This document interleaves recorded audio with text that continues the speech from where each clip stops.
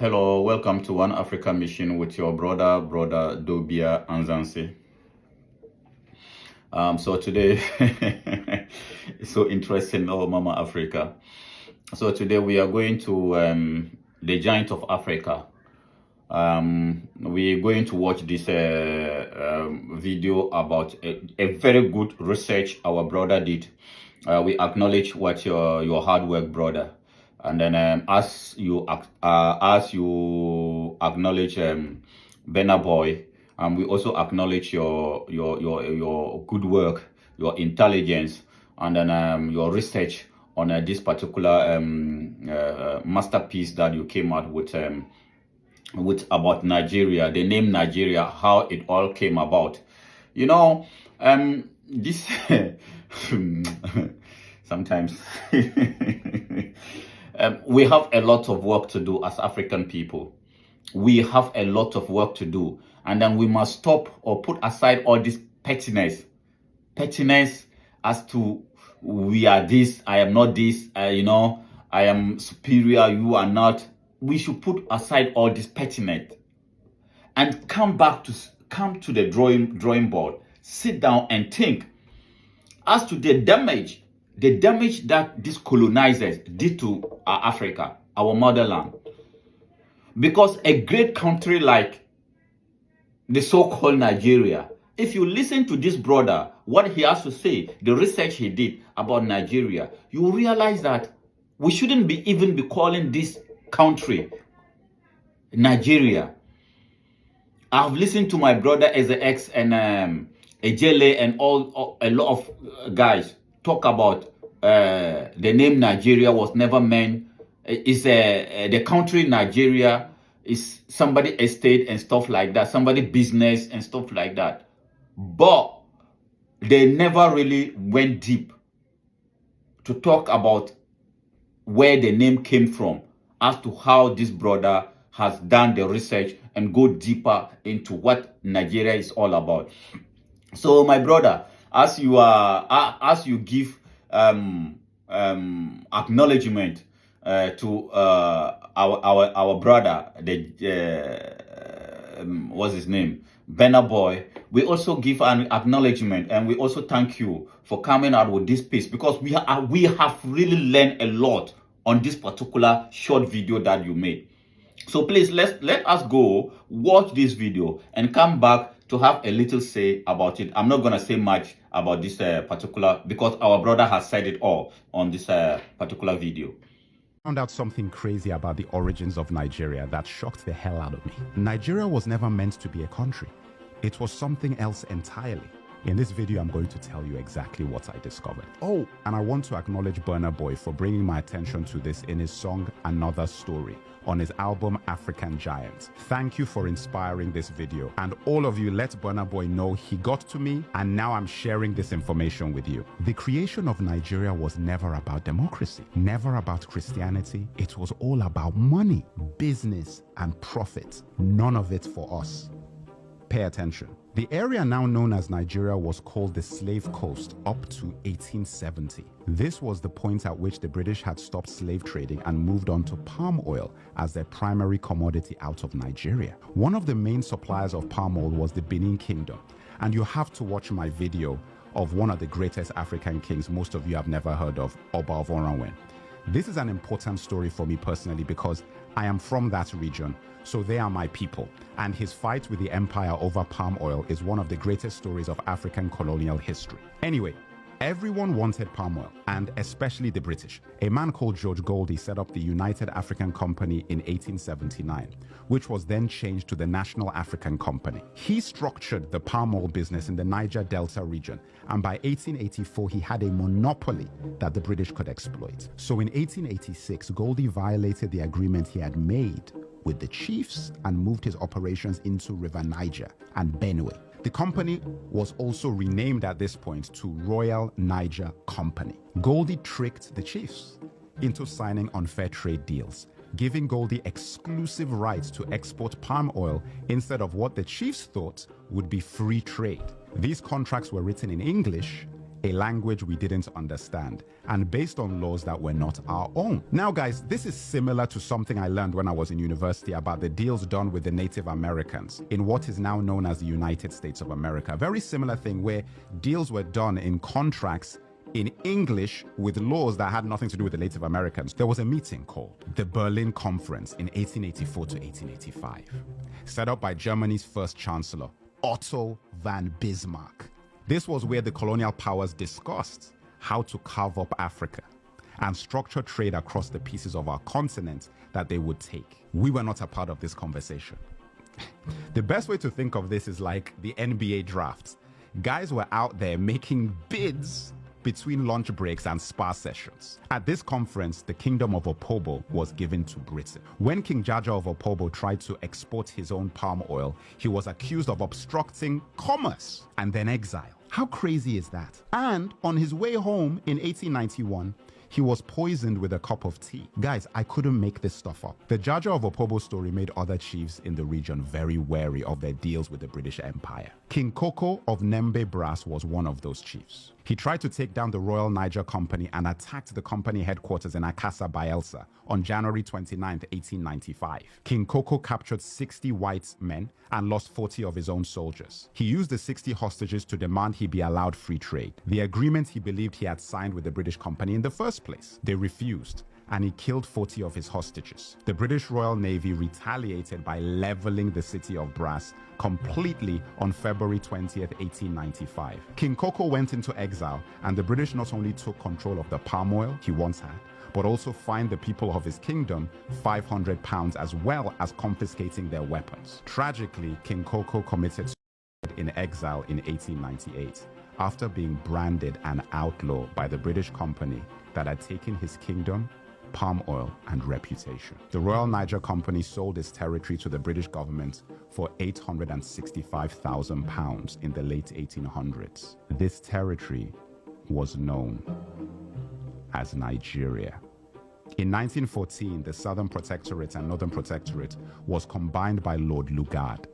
And like that, the Royal Niger Company was rebranded as a country, which would gain independence on October 1st, 1960. Lugard is a place in Nigeria today, like there's a street called Lugard in Ikoyi. The Royal Niger Company changed its name to the Niger Company Limited, and it was then acquired by Unilever. Unilever still operates in Nigeria to this day. And that, my brothers and sisters, is how Nigeria came to be. We have a long way to go to fix the country, and it starts with the February elections. But we won't ever have a hope in a solution to our problems if we don't know how they started. Remember, it's not about asking anyone else to fix this. This is about knowing your history. Nigeria was never a country we created. It was a company designed by colonizers for profits. And a lot of the infrastructure put in place for that siphoning of resources out of our land are still very much in place today. Crude oil simply replaced palm oil, and soon lithium may replace crude oil. I feel angry not just for what happened to my ancestors, but the fact that I wasn't taught about this in school in Nigeria, and that our children are not being taught about these things now. Nigeria is about to have the most important elections in our history. The results will affect not only our country, but the entire region of West Africa, and in turn the rest of the world. Because you know that our resources are fueling a lot of people. Every Nigerian going to the polls should know everything about who we are and what we're up against and the creation of Nigeria. If you listen to him, what he said about Nigeria was never meant to be a country. Nigeria was somebody's business idea. Just like America. America is not a country. America is the idea of European kings and queens. America is an idea, not a country. Because the kings and queens in Europe came out with the idea that let us go outside of Europe. The Pope advised them to go outside of Europe. Instead of killing themselves, continue to kill themselves, they should go outside of Europe and then enslave other people, look for food, because they were starving. When we, as African people, were living in the likes of Mansa Musa and all the great kings of Africa, were living the best. We were living our best life. they were starving. So they decided that the Pope advised them to go outside of Europe and look for food. So they went to America, and in arriving in America, they see beautiful people. They see people living happily. The life that they were living in America, they never lived that kind of life. So they have to do whatever they did to them. The rest is history. We all know about it. And that is the same thing. So America is not a country. America is an idea of European kings and queens. And it's the same thing that they did to us in Africa, Nigeria. You can see, if you listen to our brother, the pattern, how it ended up with Unilever. Unilever is a scam. As he said, they just following what slavery, colonization has done to us. I've been to one Unilever branch in Ghana before. I didn't even know the history behind Unilever until I watched this brother. Brother, we salute you. We salute you for this great research you did. But this should tell us.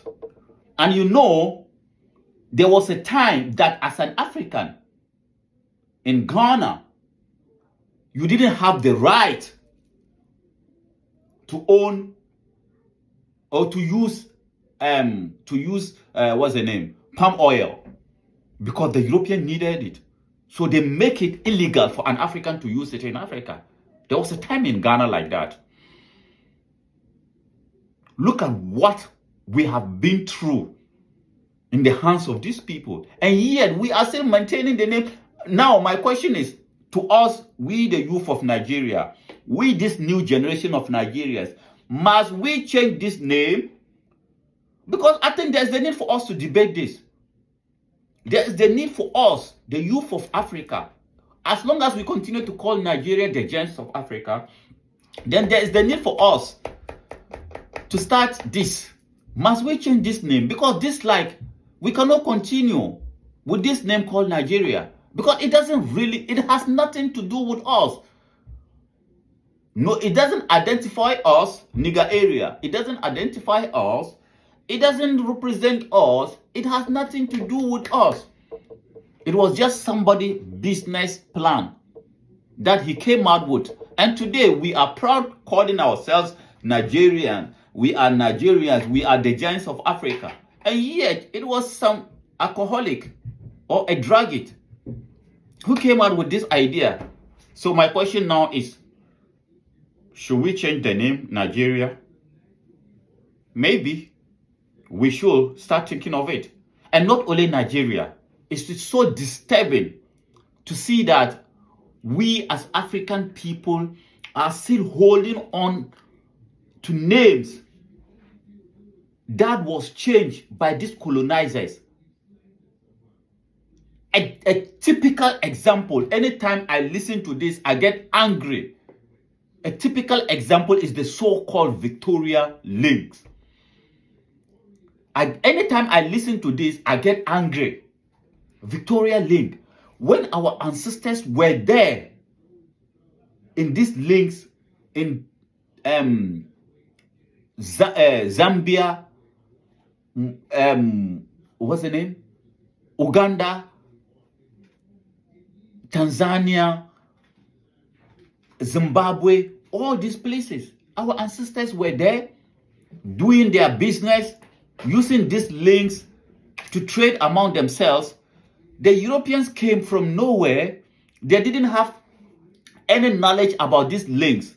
Then our ancestors, being good as they are, having good heart as they are, because to our ancestors, to be a civilized person is to recognize the humanity of another person who doesn't even look like you. That is how we call a civilized person.